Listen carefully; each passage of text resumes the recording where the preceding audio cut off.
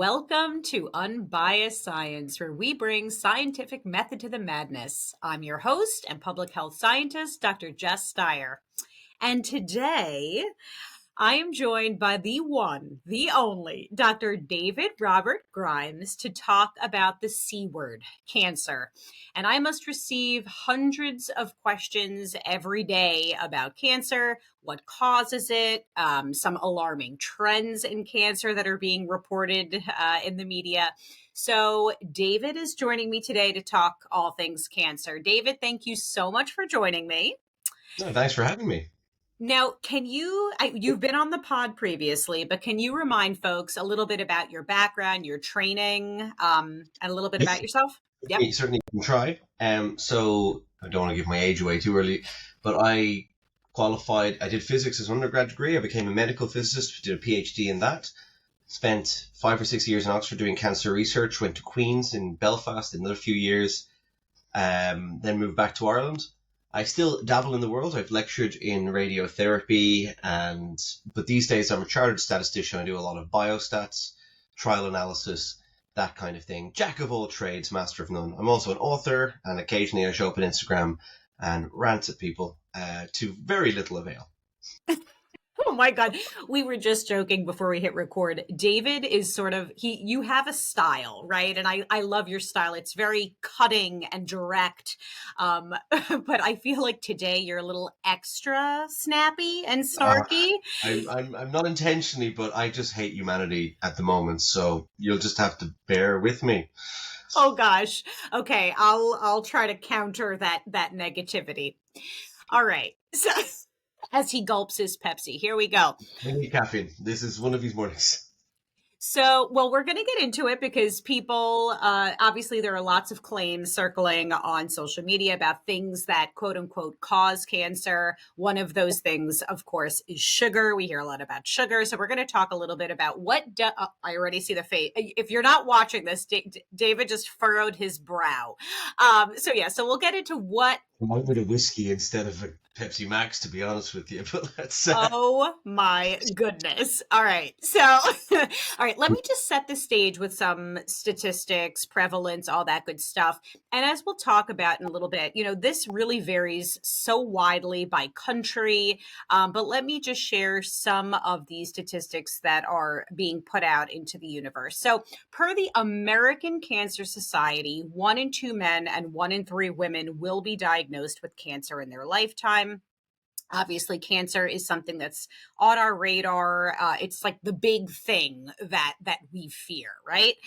So let's talk about prevalence and survivorship a little bit. So the number of cancer survivors is growing. So in the U.S., there are over 18 million cancer survivors.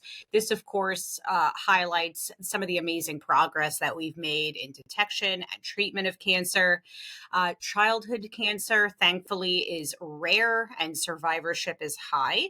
So childhood cancer makes up less than 1% of all new cancer cases, and the 5-year survival rate now exceeds 80%. We know, and actually David and I were chatting about this briefly, not all cancers are created equal, right? So we know that certain cancer types have very high survivability rates. I believe the rate for testicular cancer is over 95%, prostate cancer is over 98%, while others remain challenging. So pancreatic cancer at around 11%. There is a sizable portion of cancers that are preventable. It's estimated that around 40% of cancer cases may be prevented through lifestyle changes. I knew you were going to say that, like maintaining a healthy weight, not smoking, eating a balanced diet, and limiting alcohol. But yes, David, we are going to talk about this for sure. Skin cancer is actually the most diagnosed cancer type in the U.S. It's also highly preventable thanks to sunscreen. And David, I'm sure you've seen some of the rubbish going around on social media, how it's actually the sunscreen causing cancer and how people shouldn't wear sunscreen and this and that. It's worse for me because my PhD area is ultraviolet radiation. So Is I literally am hearing the dumbest stuff from people. I'm like, you know what? Test that theory out. See how it works for you. Of course, You can't say that, but you can think it. Oh gosh, who else in the room is terrified of David right now? My hand is raised. All Well, my right. students are more terrified of me at the moment because it's exam season, but there we are. All right, just a couple other statistics. We have to highlight global variation in cancer burden. Around 70% of cancer deaths occur in low and middle income countries, highlighting disparities in healthcare access and preventative resources. And lung cancer is the leading cause of cancer death worldwide. And this reflects high smoking rates in many countries and the aggressive nature of this particular cancer. All right, David, let's get into it.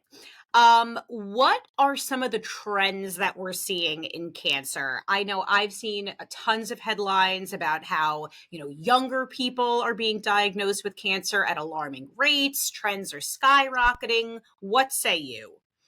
I would say that people who use those adjectives don't know what a rocket does, is the first thing I would say. So, firstly, you've got to worry about reporting bias for a lot of reasons. You mentioned already there's massive disparities in cancer rates around countries, but there's also massive reporting disparities. The US keep pretty good statistics. Most of Europe keep pretty good statistics. In sub-Saharan Africa, they do not keep good statistics. Now, they're getting increasingly good, but as you start doing that and you start doing more early stage diagnostic tests, your rates are going up. So what you often see is, well, we do have a creep up of rates. Now, the reason I'm so cynical about this is one of the things that I always give my students as a thought exercise, either when I'm teaching cancer biology or when I'm teaching biostatistics. I don't know why I said that. It's a funny way of saying it. But when I put it up there, I show them a graph of cancer rates in the UK from the 1940s onwards. And if you were born, if you were of age in the 1970s, you had a 1 in 3 chance in your lifetime getting cancer. It's now 1 in 2, and it's quite substantial growth. And I let my students look at that, and I go, "What's happening?" And they throw out their theories, and eventually someone goes, "Is it something to do with age?" And it's ding, ding, ding, full points. Cancer is primarily and overwhelmingly the disease of aging. We fixate on young people getting cancer because they're relatively rare, they're relatively unusual. The reality is, the more you roll the genetic dice, the more you acquire mutations that will one day lead to cancer. I think it's important to realize what cancer is, right? Cancer isn't just one disease. It's an entire class of maladies. There's over, I think, 210 different forms that can arise in virtually any cell in your body. And there's, if you're into cancer science, the hallmarks of cancer, the 6 or 10 or whatever updated version they do. But the major ones are that the cells that are affected start, or either they start proliferating more or they start dying less, right? Sometimes they're actually growing at the same rate, because it's a bit of a misconception they're growing faster. They sometimes are, they sometimes aren't. But what they are doing is growing when they shouldn't be, right? In places they shouldn't be.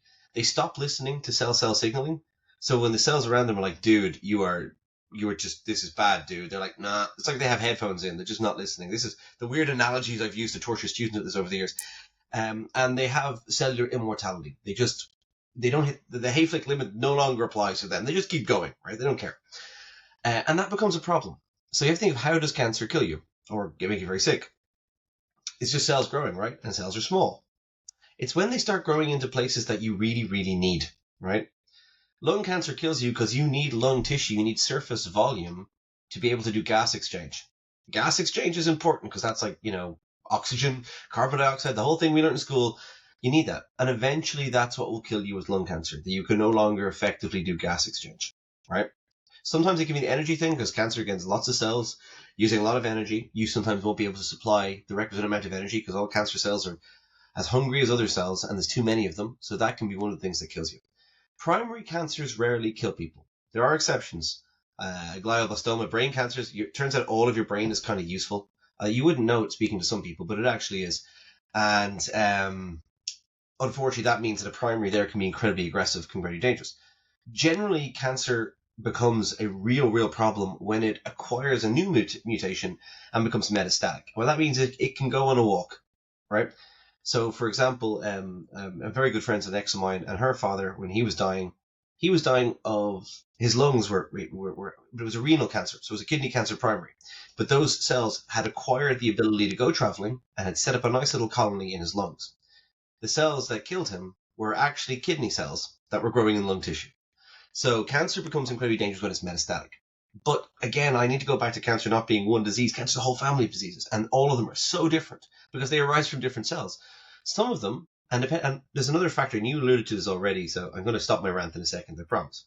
But when you go back, a lot of the things are age dependent as well, in a different way. For example, if a man in his 70s has prostate cancer, you're not that worried. They're far more likely to die with that cancer than from that cancer that's quite treatable. If a man in his 30s has prostate cancer, you're worried. It's the same with breast cancer. Someone in their 30s, 40s having breast cancer is quite concerning. Someone in their 60s, 70s is less so. And that's because they're different types of cancer. Even though they are, we say breast cancer, prostate cancer, they're very different types. And there's sub-breaking and subcategories. The problem is because cancer is such a verboten word, it just becomes a boogeyman that we all go. Like my uncle came in a few months ago and he was shocked. I've been working in the field too long when you're this cynical. And he said, I've been diagnosed with prostate cancer. And I went, you're fine.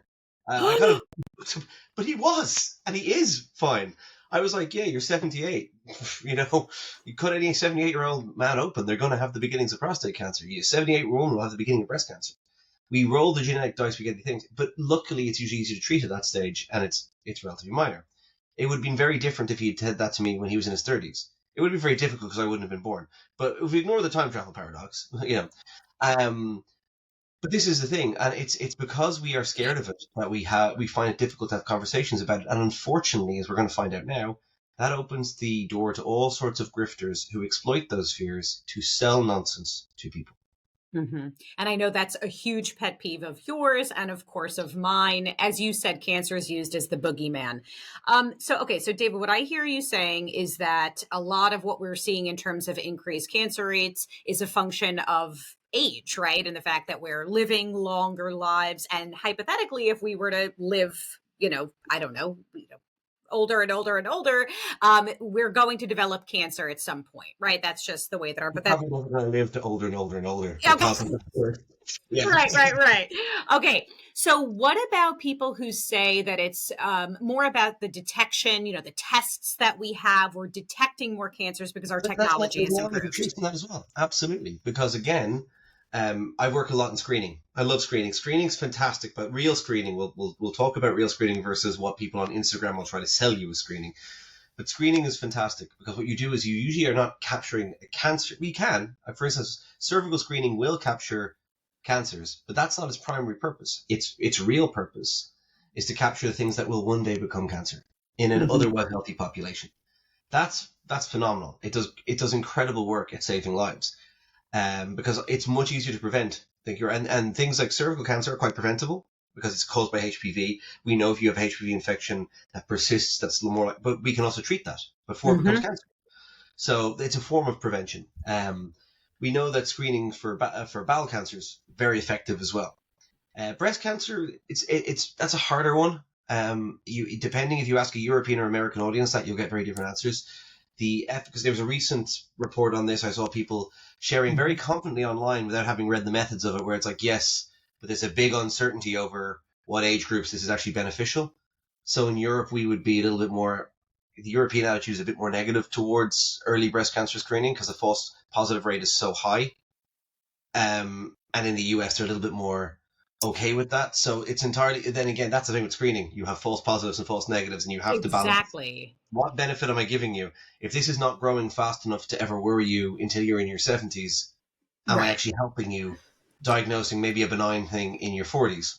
So it gets really complicated. But overall, screening programs, particularly cervical screening, if any women are listening, highly, highly recommend signing up to your cervical screening programs. Do the US have a national one, or is there state ones? We have national ones over here entirely. I think it's not. We don't have state ones. That's for sure. I don't know. Yeah. Because in Europe, most of our countries have national screening programs, and they are hugely life-saving. So basically, just every 5 years you get your appointment, you go in, and it's really effective. So, it's every 5 years in the UK. It's every 5 years in the US as well. So it changed recently? It changed about 5-6 years ago. But it actually, one of the problems with US screening, as I understand it, now Canadians have a better system, is you don't have an organized national program. And you have a lot of private providers who will go, oh, yeah, well, there used to be, I would hear women saying, I'm going in every year for my smear. And I'm like, that's a terrible idea. Because put it this way: with the old tech we used to use for screening, so cytology, we now use HPV cytology reflex systems. But for cytology, for the normal population, if you had a positive on that, which would require a colposcopy follow-up, Right. only about 1 in 6 of those positives were true positive. That I mean, was as my far as the sick were. case. Yeah, exactly. But you were I 86%. So if you did that every year, you would just increase your rates. And you can probably attest to the audience, colposcopies aren't particularly pleasant. Now, No, and I'm no one sorry, I goes just got down. distracted by a test. No, this is all over social media now. They are not only not pleasant, they are horrific. It's literally a hole punch biopsy of your Yeah, cervix. It is no nice. excruciating. So we want to Uh, minimize the amount of those we do unnecessarily. And luckily, we also have HPV reflex testing. I go on a whole rant if I said how amazing that was.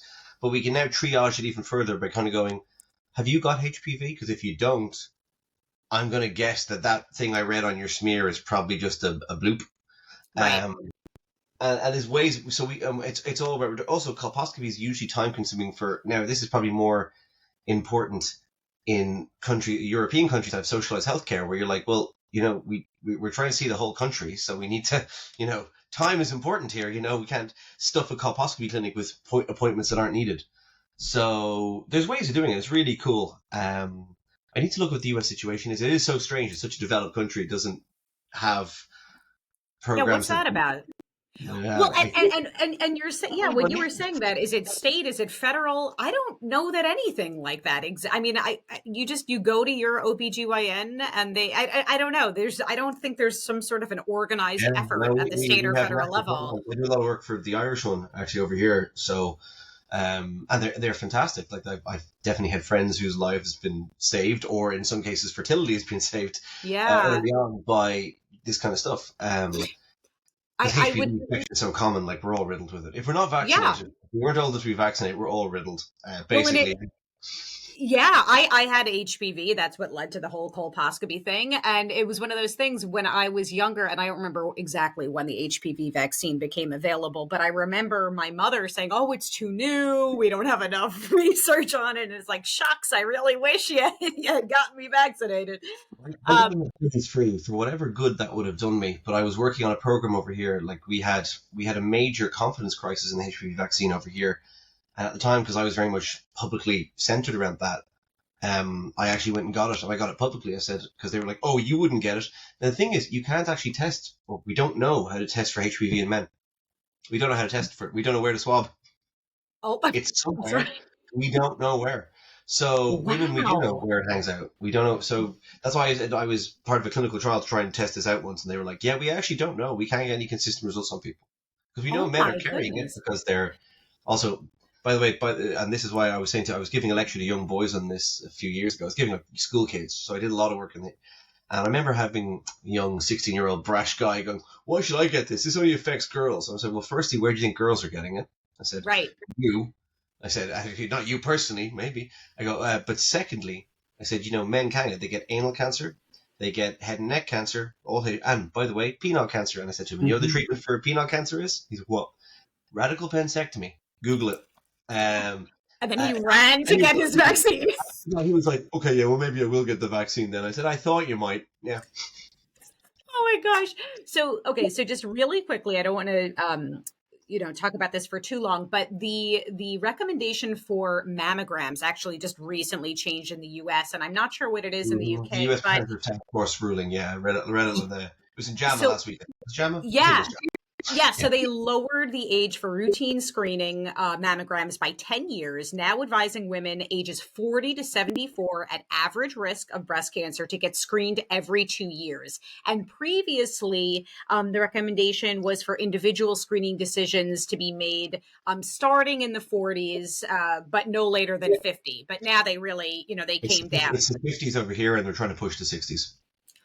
Interesting. And We it's because of the it's false false positive. positives?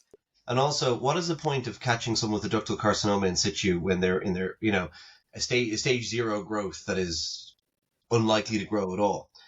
It's a difference in the practice of medicine. Now, it's not my play. It's above my pay grade because there's a huge question, and even in that JAM report, they point out, and they do say it in their credit, they say it, but they basically go, they don't see false positives as big a problem with that.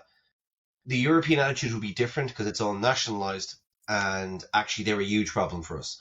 You do not want women, and it's the panic factor. So there's a bioeth. It's a difference in the attitudes. I've seen people say it, and what I've seen and really weird is people in Europe saying we should take these out of bed. I go, lads, if you knew how we're doing it here, we're doing it quite differently. We have our own assessment groups who've come to very different conclusions about the efficacy, and that's partly because we're providing it. It's not elective. Like all of our screening programs are national or sometimes supranational. So it makes a different degree of sense in the US where people are opting to go to their own people. We don't have that. So I can tell you which system I prefer, but um, I have a national screening programs hunch. are more, well, it's because they make sense. See, screening again, and this is the problem with elective screening. Elective screening isn't really screening, right? You need to have a population from which to screen. So a principle of screening is you apply it to a population. If you're only applying to people who can afford the healthcare to get it, you've actually automatically reduced the efficacy of that program quite hugely. And what I would say, for example, screening over here, I made the point, I did this in a radio interview recently, the biggest increase in life and quality of life that we've seen are women from lower socioeconomic backgrounds who otherwise could not afford or would not be able to or did not have the facilities to get screened, who are Mm-hmm. more usually higher, they usually smoke more, they usually have other risk factors. So they have been the biggest beneficiaries, and that's kind of how it should be because screening, and I always point this out, people always say, what's screening do for me? I know I'm ranting about screening. Screening is actually not for you. This is a weird thing, and you're very public health, so everybody goes, screening is for a population. It may benefit you. It may benefit you immensely. You might be one of the ones that say, hey, you have this thing and we got this. But what screening is supposed to do is reduce the prevalence of a disease in a population. It's supposed to make Mm-hmm. everyone healthier, right? That's the whole thing. So even if you go back, you get screened and you're all clear, you've actually made the population healthier for doing that. You might, well, Mm-hmm. that didn't benefit me. Yeah, but it benefited other people. It's a vaccination question as well. Sometimes a vaccine won't even help you, but hey, you won't kill grandma. So that's pretty cool. Exactly. Well, and David, remember when you were last on the podcast, we were talking about the full body MRI scans. God, yeah, they're back again. I read something in the New York Times. Did I read that this Yes, morning? yes. Bloody hell, why do I pay for a subscription to anything? Oh my God. But yeah, the verdict on that is, I mean, in line with what you're saying, that, at the individual level, because everyone's thinking, well, what if it catches something early in me, right? But we're talking more population level. The benefit is just not there. You don't Um, want to and this is what I keep saying to people, you don't want to get tested for things unless you know why. So sometimes, David Gorski, I work a lot with him from Science-Based Medicine. He says, mhm. he's always saying, "Oh, great, another patient's worried about incidentalomas." If you put most people under the microscope and looked at all their body markers, all their, you measured all their bloods, you did all their stuff, you're gonna find weird stuff because Mhm. people are weird, right? Mhm. Yes, we think everything's normally distributed. Yeah, it is, but you do a lot of normal distributions, you're gonna get some outliers. Okay. So it's a reason why no doctor should order a test unless they know why they're ordering it and they have a high prior. The mathematical reason goes into a thing called Bayes' theorem. I won't bore people with it now, but you have to know something about how likely that person is to have a condition. You shouldn't be ordering things willy nilly. And I can't, wow, that's such an old person word. I hear I'm getting old and curmudgeonly, willy nilly. But, that is a reason why you don't do that. You have to be quite Mhm. like, okay, do I have a good suspicion for this? It's the same way you wouldn't order a forensic sweep on someone's house unless you thought they committed a crime. And Right. that's the priors work the same way. But I see online an awful lot of these influencers marketing, particularly what people who term themselves functional medicine practitioners. I did a video on this recently because it melts my head. There's a whole history of that term and where it comes from that would actually annoy people an awful lot if they delved into it. But their big shtick is selling you tests you don't need. And actually tests that can do you a lot of harm. Because if you test it, Right. and this is why the full body scan was always a bad idea, you hop in a scanner and you have nothing wrong with you, you're going to find something on that scan that suggests you might have something wrong with you. Then what happens? A lot more, at the very best, unnecessary intervention, and at the very worst, they overtreat you for something. As in, this is again with the breast cancer screening problem in Europe. One of the big fears was unnecessary mastectomies, and that is a risk factor that comes with increased screening. David, So when I was, I think I was 28 years old at the time, I found a lump. I went in, I did all the testing. And I mean, maybe that's a little different if I found a lump and I have a strong family history and all that stuff. But I'll tell you, the breast surgeon that I met with immediately recommended a mastectomy. yeah, that's love it all. And you're like, oh, hang on a sec, let's just check this first, yeah. Yeah, exactly. And even, You have health yeah, literacy. You would have known to say, hey, are you sure? If you were from a different background and didn't have a health literacy, you would probably have had, I presume, an unnecessary mastectomy, and that has a huge effect on people's quality of life and their self-image. And so you don't want to over-treat people. You want to be where it's beneficial and no more. You right. know. So, okay, so let's shift gears a little bit. There's a big conversation around what can we actually prevent via behavioral change and what's already sort of been written via genetics or environmental factors. What say you? You could die young. That's my big suggestion. If you die young, you're way less likely to get cancer. So people have to realize that cancer is primarily a disease of aging. The more you age, yes, you're probably going to get cancer, right? You're living long enough. It's heart disease or cancer. One of them are going to get you. Take your pick, right? I can be very cynical about that, but it's to put it in perspective. And the reason I do that is because, as you, like me, have seen so many people sold false claims online. And my issue isn't with the people who are scared of this. My issue is people who are selling these fears, right? So and grifters will always use, oh, increased cancer rates. Oh, look, you need this. And I'd be like, no, you don't. There are the modifiable lighter. There's a lot of different estimates of this, but they usually stem around 20%.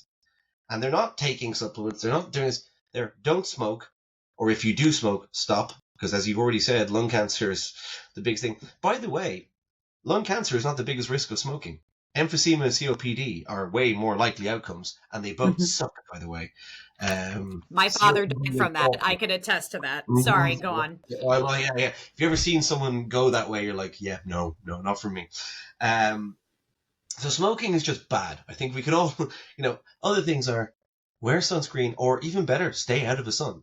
Literally, like, I mean, I always joke, I did my PhD in ultraviolet radiation. And then immediately after it, I was living in Australia for a while, and I was the freak who was like fully dressed in the sun. They were like, "Why?" And I'm like, "Oh, I know what that thing does to you. I'm avoiding that. I'm not for that. Thank you." Also, pale and Irish. That's the way we keep things. But Irish people in the sun just become lobster red. You can tell them on holiday immediately. And I don't want any of that. So the other things you can do, vaccination. The HPV vaccine. 5% of all cancers worldwide are caused by HPV infection. So this is great, right? That's a great reduction already. People often talk about eating. So there is a link with obesity and cancer. And it is to do with how fat cells display. It's all, but essentially, if obesity is a risk of cancer, so if you are overweight, you can lose weight. That will help, right? But to break out, you brought up earlier on, I was going to bring it up last year. I work a lot with patient groups. So as cynical as I sound to any listener, I actually do care about patients. I just have no time for grifters that exploit them and or idiots on social media that will go, cancer rates are going up, and say it's mobile phones or cell phones, or it's this, that, and the other. It's not. It's complicated. And it's also that we're living longer, which is a success in public health stories. But the big thing is I hear an awful lot, and the idea that if you eat certain foods, you'll get cancer. And if you don't eat certain foods, it's nonsense. It's an absolute nonsense. But it So, stems from a mhm. very dumb understanding or a misunderstanding of something. So I'm going to throw out a few things that we've seen claims about, and I just want to hear what you have to say. All right, number one, sugar. No, Does it? absolutely not. Your Okay. body doesn't care if it gets its carbohydrates from a carrot or a carrot bloody cake. It doesn't care, right? You need glucose. Your body's going to turn things into glucose. This is like elementary school stuff. I don't know why. I sound to, but it's repackaged every year. I've been writing about this myth for 17 years, and I talk to people like Gorski who've been writing for 35 years. It's repackaged every few years. Last year, Liz O'Riordan and I did a paper on this in the Lancet Oncology, saying Okay. that actually this kills patients. And I guarantee you, the worst thing you want to do to someone who has cancer is put them on a restrictive diet. It's like the last thing you want to do. Again, we talked about energy imbalances earlier on. If someone has a growth coming out of them that is literally consuming more energy, you don't want to starve them, because losing weight is a very negative prognostic indicator for cancer. So, Right. I mean, people mean well, but sometimes their meaning well kills people. So Hmm. that's where I kind of have to go. And now, don't make an Instagram video telling people not to eat sugar. You're going to shame Right. them for getting cancer in the first place, which is dumb. They don't deserve that stigma. They're already suffering something, and it's not true. And secondly, you're going to give them pseudo medical advice that might kill them. And you still Hmm. think you're doing good? Stop. You're not qualified. Shush. Sugar does not feed cancer. It End does of not. story. No. All right. What about processed foods? It's a hard one because processed foods, and I love this. I always see people tell me how risky processed food are. I'm like, and I love find the definition, and you will find it's incredibly nebulous, right? Because most things are processed to some degree. Like we're not going out to the back garden and grabbing, handful. Even our vegetables are. So the definitions are nebulous. Here's what we find. Not really. We have certain foods that increase your cancer risk, but not necessarily the food per se, aspects of it. For example, we know that processed meat, and again, that's a nebulous term, increases your risk of a particular type of colorectal cancer by about 1% over your lifetime, right?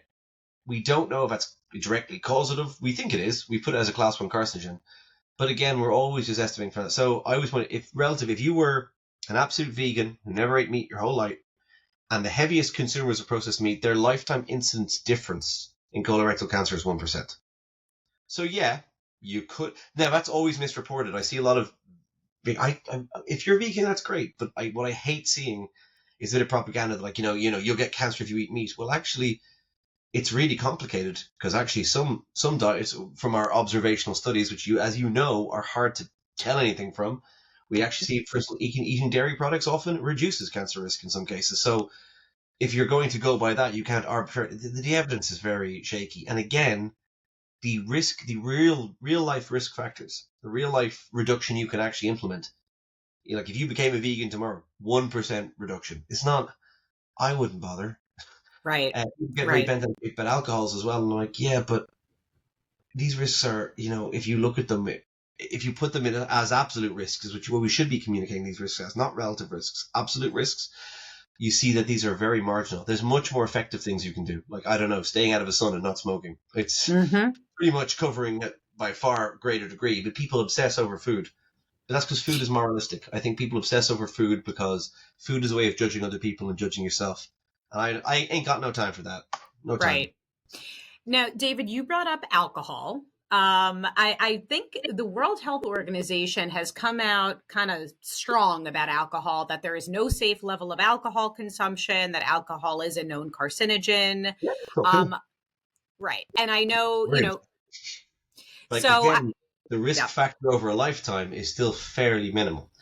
What we do see is with head and neck cancers and breast cancers, we see a correlation, not a very strong one for the most part. And also, this is not to judge anyone, but it is in the heaviest drinking cohorts. Head and Hmm. neck cancer in particular is in the heaviest consumers who have usually alcohol use disorders.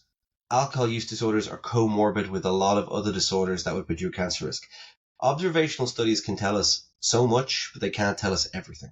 Now, Right. alcohol is a carcinogen, right? But it is how much, and this is where people get very confused. Lots of things are carcinogens. Sunlight is a carcinogen, but we get it all the time.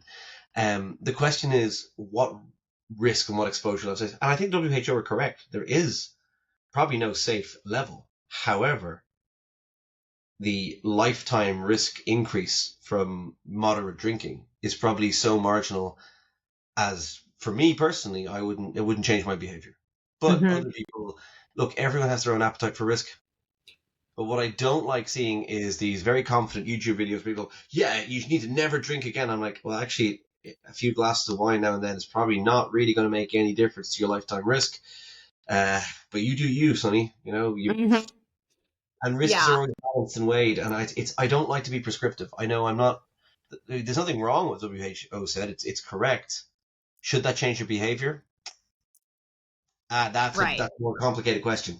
Right. And to your point, I mean, it depends on individual risk factors, risk thresholds, risk tolerance. I mean, every time we leave our house, get in our car, you're accepting some level of risk, right? I know that's sort of a reductionist Life is a risk. approach, No, but you're like correct.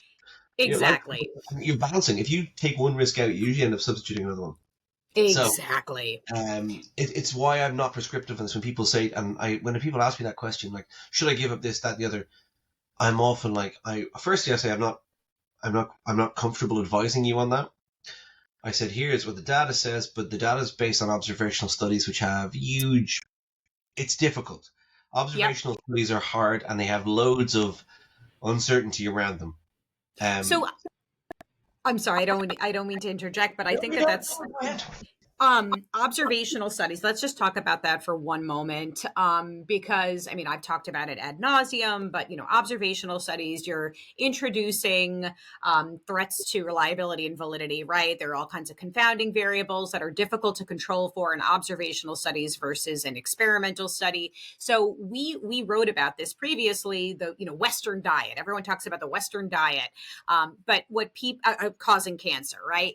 But there are some problems with that because most of these claims come from observational studies. And I think you alluded to this earlier in the episode, that in Western countries, we also have better detection and screening and monitoring for cancers, right? So it's likely distorting the prevalence rates that we're reporting. And we can model it. If we're clever about it, we can model some of that uncertainty. A lot of the studies that make these big claims don't actually do any of that analysis. They just lump Right. things together.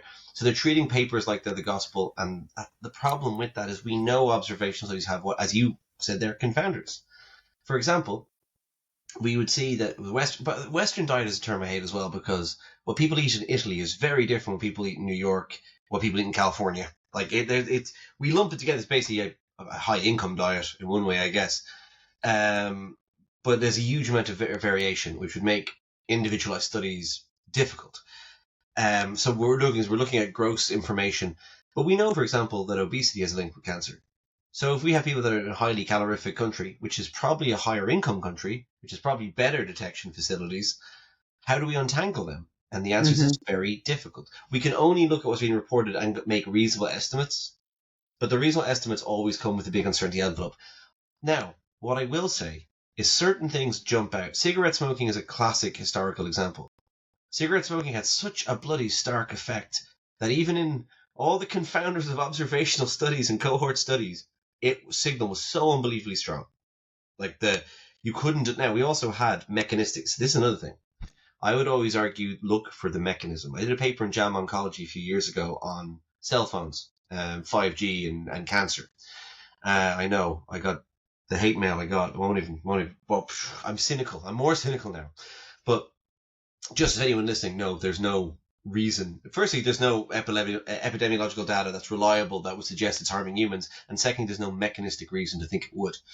So I often say is ask for the mechanism. If you can find in experimental animals a mechanism of harm, right? We know, for example, burnt food is a cancerous, right? Mm-hmm. Because one of the byproducts, which I can never pronounce, it's asshole, is in high concentrations. And again, it's if you eat a bit of burnt toast now and then, it's not going to do you any harm. But this is people, like, when you look at this, we know there's a mechanism for that to cause the damage that you need to acquire at least a few of the mutations that lead to cancer. But the dose maketh the poison, as a lot of these things are. So I don't like people being like, you must take this or you must not do this. Right. Moderation. Mm-hmm. I'm going to live with the national stereotype. I like a drink. I'm Irish. But moderation. And that's partly because I can't deal with hangovers anymore, because I'm too old and cynical. But as I'm really showing today, I feel like I'm leaning into it. You are. I love it. The point is, like, look, most things in life, going out in the sun is great. Moderation. Right. And you said it earlier, risks are always going to be balanced. It's just smoking, however, it had such a huge and obvious risk with no other benefit, apart from this is an addictive thing that raises your cancer rate up like 15-fold. That's a really strong signal, even in observational data. So we could see that. And we knew. Two more things, and then I just have, two more questions about things that people claim cause cancer. Stress and vitamin D deficiency. Let's talk about those two things. I feel like you're just doing this to hurt me now, Jess. I'm sorry. No, stress doesn't cause cancer, otherwise I'd be long dead. Funnily enough, one thing that I do hear an awful lot, because I work with a lot of patient groups, and one of the biggest things that patients complain about is toxic positivity. People come up to them and say, they say you have to have a positive attitude, and the inverse of that is they almost kind of inadvertently blame that patient for getting cancer. They're like, well, if you'd lived your life this way, or you'd been more positive, you wouldn't have got cancer, right? And you have to be positive. And you know what? When people are going through cancer, they don't always have to be positive. They're allowed to have bad days. The good news is, in long-term studies of pessimists and optimists, they do the exact same. There's no difference, right? There's no difference. Why would there be? Because cancer isn't caused by your mind. It's just not. It's caused by, environmental or inbuilt errors that eventually lead to cells that are. It's basically you, but on speed, doing weird things, right? Cancer is you, just weird. Hmm. And it turns out that's your mind isn't changing that. You're not Uri Geller. Actually, he's a fraud, so that's fine. But you're not. People love the idea. My mind can change everything. Yeah, no, it can't. Not with cancer. I Uh, think what I've read is that something about the cortisol levels, that it could increase cortisol levels, and then causes cancer. no, it doesn't. Okay. We could. I mean, it's. I mean, I love CR UK in the UK or Cancer Research UK. They're one of the biggest charities in the world, and they are. I love their page about it is pure sass. It's like, no, stop saying this. It is just not true. The American Cancer Society says something very similar as well.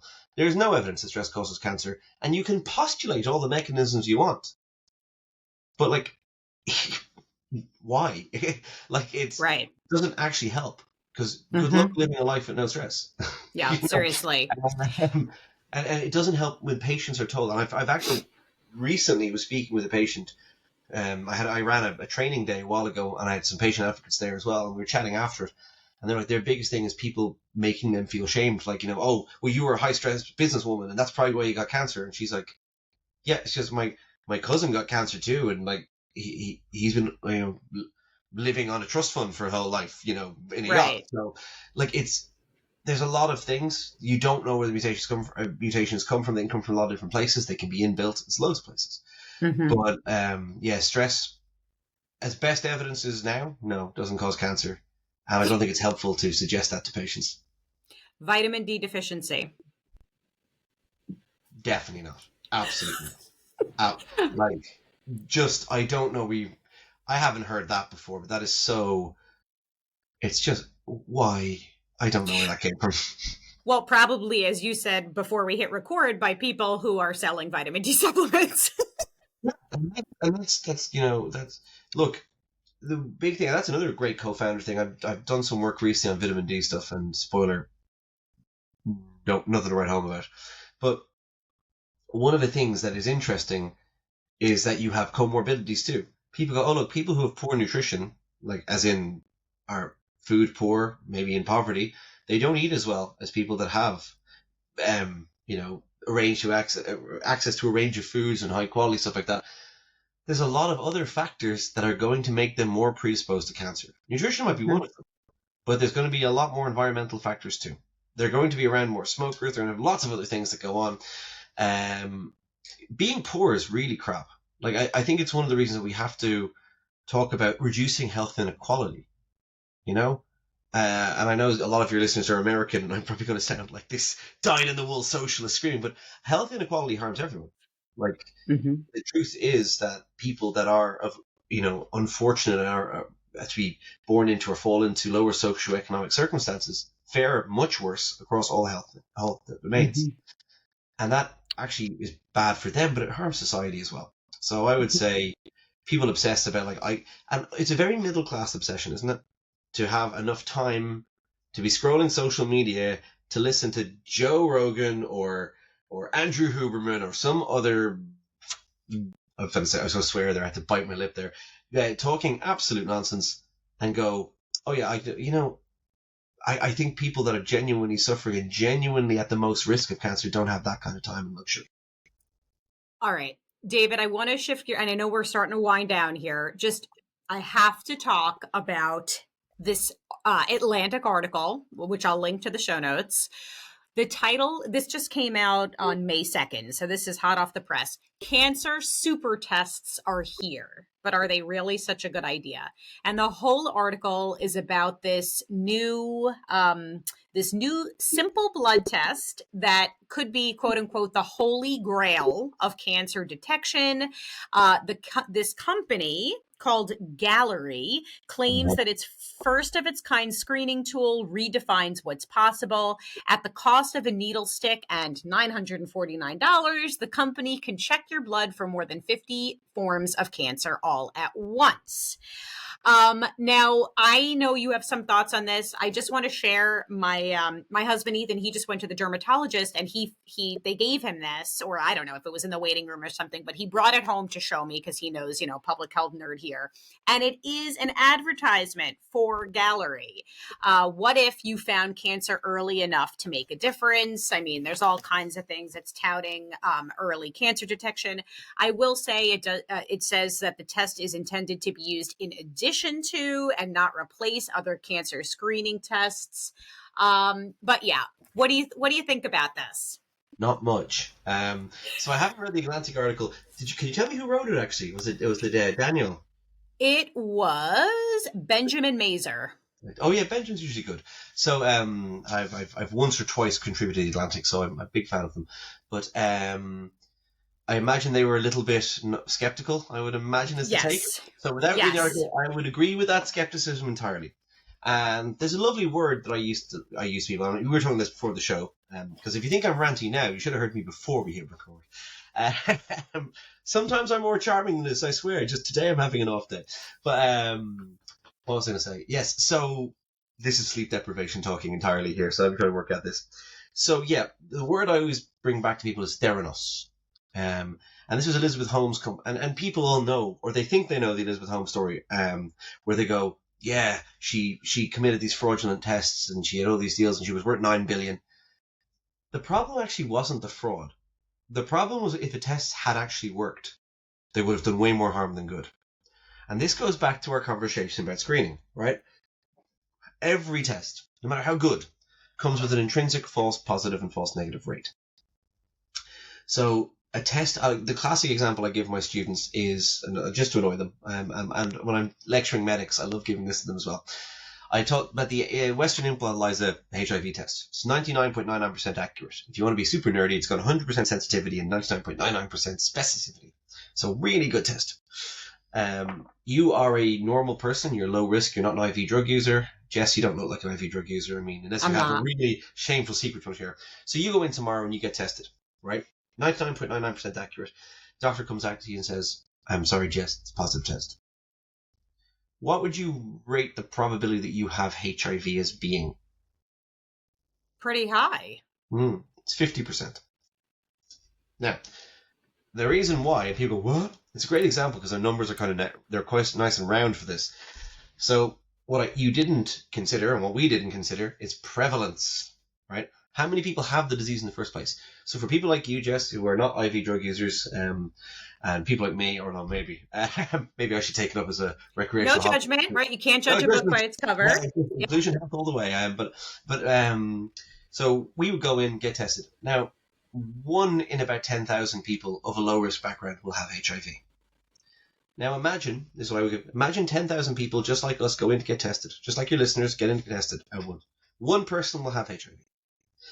The test is 99.99% specific, which means that in the remaining 9,999, you'll get one false positive. You now have 2 positives, only one of which is true positive, 50%. When you get your test back, there's 2 positives in that batch and you don't know which you are. So your actual predictive value is 50%. That blows people's minds.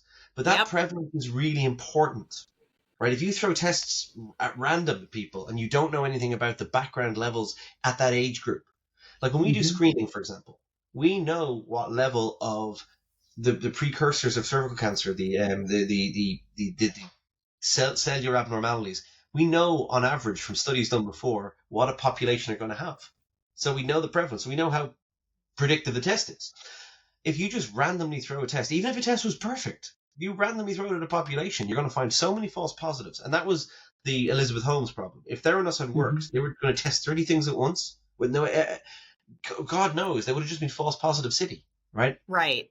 Now Right. this, the two things about these galleries. Firstly, it always makes me suspicious when people are advertising tests, right? Tests are a medical intervention. No one should have to sell them. It should be prescribed or directed by a medical authority. You shouldn't be going, I'd like that test. No, you wouldn't. It's the same with the full body scan problem. This gallery is a Galleria or Galleria, I don't know how they pronounce it. Uh, Gallery. they're doing a Yep. test. They're making a big deal of the fact that they're actually only doing a clinical trial now with the NHS. It's still ongoing. It shocks me that they are selling this, but actually it's not FDA approved either, is it? Nope. And I'd say the FDA are going to have the same problem with it that I'm having and the Atlantic are having. Just because you can test for something doesn't mean you should. If you don't Hmm. know whether your test is a real positive or false positive, all you've done is create health anxiety, given someone $945 or whatever the hell it is, made yourself poorer to suddenly have invasive tests for no good reason. They have no proof whatsoever whether actually they will help or hinder. And the fact they're advertising before they've done that means that they're either really cynical about that or they're deeply stupid. But it's going to make them a lot of money. So, and that's the problem. It shouldn't, because healthcare should be provided by your healthcare professionals, not by companies who are willing to sell you tests because they think that you will go and pester your doctor for them. It's a weird system. Totally agree. Last thing, and then I think you need to maybe pour yourself some whiskey and start the At evening. 3 o'clock in the afternoon, that would be a little bit early for me. Oh my gosh. Okay, I kind of want to end on maybe an optimistic note that there are several clinical trials underway for better, cancer, for other cancer vaccines, for cancer treatments. I think, the mRNA vaccine technology utilized against COVID is has opened up the doors. There are lots of trials. I know Moderna is doing a few trials. I'm sure there are other companies doing it. So there was this article, and I'll link to this in the show notes as well. This was published in Axios, how mRNA vaccines could be personalized cancer cures. So they're talking about how a personalized approach could make conditions like melanoma and bladder, kidney, pancreatic, and breast cancers treatable and even potentially preventable via infusion. Let's see. Moderna reported last week that it launched 3 clinical trials of an experimental mRNA vaccine therapy in patients with bladder cancer, kidney cancer, and a form of skin cancer called cutaneous squamous cell carcinoma. So they partnered with Yeah. they partnered with Merck on a late stage trial of the vaccine technology against melanoma in combination with Merck's immunotherapy, Keytruda. I'm probably mispronouncing that. Basically, I mean, I said it correctly. I mean, it's on and on and on. Right now we do have vaccines on the market. Obviously, we were talking about the HPV vaccine. There's also Hep B, which Yeah. we know, these things can lead to abnormal changes that can then develop into cancer. So it's great that we have these vaccines. Obviously, we want more of them.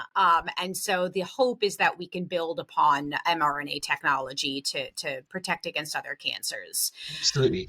Yeah. And look, I'm actually quite, it's not that I'm optimistic. I am optimistic. I mean, in general, there's never been a better time to have cancer. Survivorship is through the roof. Like, when the reason cancer is such a stigma about it is years ago, we diagnosed cancer usually when it's quite advanced, usually when it was all from very bad news. Now, people survive their cancers.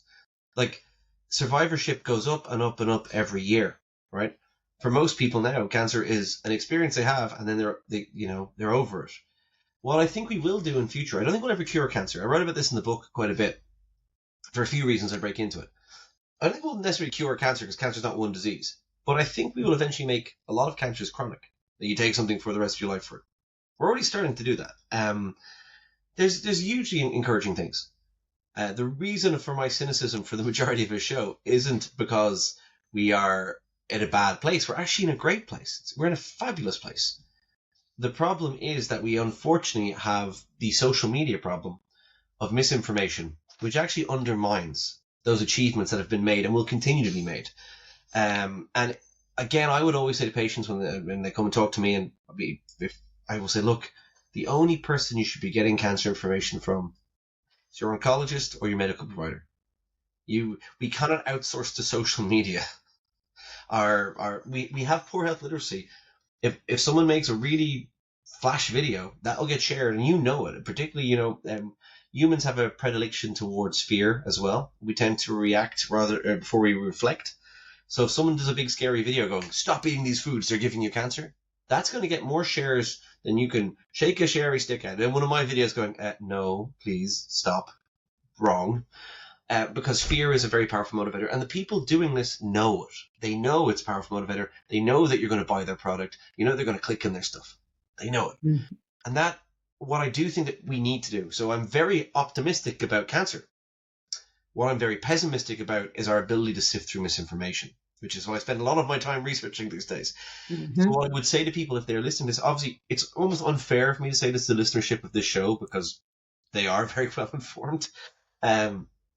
But that ability to maintain a healthy skepticism about what you see and to ask the important critical thinking questions of any material you're exposed to, that is the best health protection you can do in the social media era.